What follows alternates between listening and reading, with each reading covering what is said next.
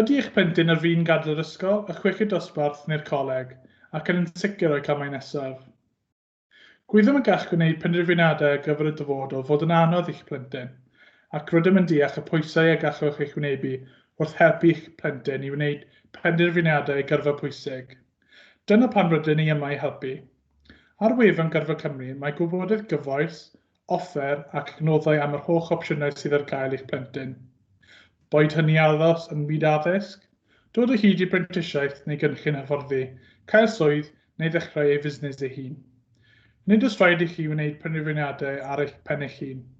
Gallwch chi a'ch plentyn siarad ag un o cynghorydd dros y ffôn, drwy e-bost, fideo a'r sgwrs fyw, i'ch helpu chi a nhw i benderfynu ar opsiynau addas.